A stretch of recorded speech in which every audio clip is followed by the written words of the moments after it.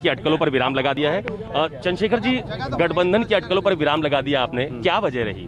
देखिए, मैंने विराम इसलिए लगाया कि अगर मैं संविधान की ताकत के बाद भी जो है ना, बहुजन समाज में का जो अभिनंग है, दलित समाज के हितों की रक्षा नहीं कर पाया ना, तो शायद मैं अपने समाज से आंख ना मिला पाऊँ। मैं 1 महीना 10 दिन से लगातार प्रयास कर रहा हूँ उनके विश्वास के साथ। उन्होंने कहा कि हम सब मिलकर लड़ेंगे, और मेरा प्रयास था, उनका हो ना हो। मैं यहाँ इसलिए हूँ कि किसी भी कीमत पे भारतीय जनता पार्टी को हम लोग सत्ता में नहीं आने दें, क्योंकि पिछले 5 साल में भारतीय जनता पार्टी कार्यकाल में जो दलितों के साथ हुआ, 4-4 लोगों की एक दिन में हत्या होती है, हाथरस जैसे कांड होते हैं, प्रयागराज में 2 माँ और बेटी का रेप होता है सामूहिक रूप से, कोई कार्रवाई नहीं होती। जिस तरह से सत्ता का संरक्षण अपराधियों को मिला, तो हमने तय किया था कि अगले 5 साल हमारे लोग साथ ऐसा ना हो, इसलिए हम लोग भारतीय जनता पार्टी रोकने काम करेंगे। और अगर विपक्ष बिखरा रहा तो इसका फायदा कहीं ना कहीं भाजपा का होगा, तो हमने तय किया कि हम बिखरने नहीं देंगे। हमने अपने लोगों के विरोध के बाद ये तय किया कि हम इस गठबंधन में जाके इस काम को आगे बढ़ाएंगे। अखिलेश जी से तो आपकी कई बार बातचीत हुई थी। हाँ, लेकिन मैं समझता हूँ अखिलेश भैया को ये लगता है कि बिना दलितों के वो सरकार बना सकते हैं, तो उनको मेरी बहुत बहुत मंगल कामनाएं, मगर मैं दलित समाज के स्वाभिमान के साथ खिलवाड़ नहीं होने दूंगा। इस बात पे बात नहीं बन पाई, मतलब क्या कहा ना, मैंने तो अपनी बात कह दी, और बाकी बात आप जो है ना भैया प्रेस कॉन्फ्रेंस उनसे पूछ लें। मेरी आज भी इनको बधाई, लेकिन मैं ये मानता हूँ कि बड़ी मुश्किल से दलित समाज के लोगों में रीढ़ पड़ पाई है कि वो तैयार हुए हैं कि अपने हितों की रक्षा स्वयं कर सके। आज वो किसी नेता के भरोसे नहीं, वो थाने कचहरी में जाके ना अपने हितों के लिए लड़ते हैं, वो बात करते हैं। वो 5 साल हम पीटे, मुकदमे हमने झेले, संघर्ष हमने किया, सब कुछ हमने किया। तो इसलिए हमने तय किया कि हमें अगर 5 साल और लड़नी पड़े, 10 साल और लड़नी पड़े, तो हम दलित हितों की रक्षा के लड़ेंगे।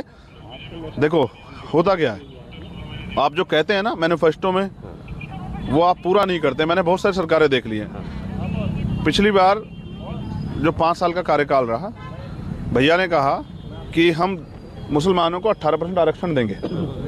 पूरे 5 साल की सरकार में वो नहीं हो पाया। प्रमोशन में रिजर्वेशन का बिल इनकी पार्टी के जो सांसद है वो पाड़ देते हैं, डिमोशन होते हैं, दलित समाज के अधिकारियों को उठा के डिमोट कर दिया जाता है। पिछले इनकी सरकार में 5 साल जो है ना, दलित समाज के अधिकारी कर्मचारियों को बेइज्जत किया गया। मेरा सवाल ये कि अब भाजपा में भी किया गया। आज भाजपा के मुख्यमंत्री कल एक दलित के यहाँ खाना खा के बताने का प्रयास कर रहे थे कि वो दलितों को अछूत मानते हैं और उनके साथ खाना खा रहे हैं। इस व्यवस्था योगी जी की बात कर रहे हैं। हाँ, मैं योगी जी की बात कर रहा हूँ। तो दलित अब इतना कमजोर नहीं रहा कि कोई उस पर एहसान करे खाना खाने के लिए। दलितों का हाथ अब ऐसे नहीं है सर, अब दलितों का हाथ ऐसे है। अकेले लड़ेंगे विधानसभा का चुनाव? पहले प्रयास करेंगे, जैसा पहला प्रयास किया था कि जो बिखरा विपक्ष को इकट्ठा करे। नहीं होगा तो फिर भीम आर्मी, आजाद समाज पार्टी पे सोनकर जी जैसे जो है ना नेता हैं, और वो अपनी लड़ाई लड़ना स्वयं जानते हैं। मायावती जी से भी कोई बातचीत हुई थी क्या इस चुनाव में? पहला प्रयास पंकज जी जानते हैं कि हमने प्रयास किया था, पंकज सोनकर जी जानते हैं, हमारे साथी हैं, कि बहन जी से हमारा प्रयास था कि बहन जी से हमारा गठबंधन हो जाए। वो नहीं लड़ना चाहती, अच्छी बात है। फिर हमने प्रयास किया कि एक और जो हमारे मान्यवर काशीराम साहब ने इस आंदोलन को आगे बढ़ाया कि उन्होंने माननीय मुलायम सिंह जी को मुख्यमंत्री बनाया, उनसे विश्वास किया कि ये सुरक्षा करेंगे।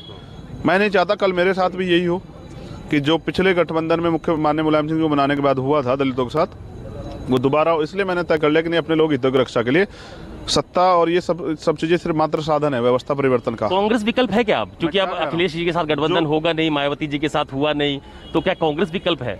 अच्छा, मुझे बताओ, जो लोग अकेले लड़ रहे हैं आप उनको क्या मानते हैं? वो बीजेपी की मदद कर रहे हैं?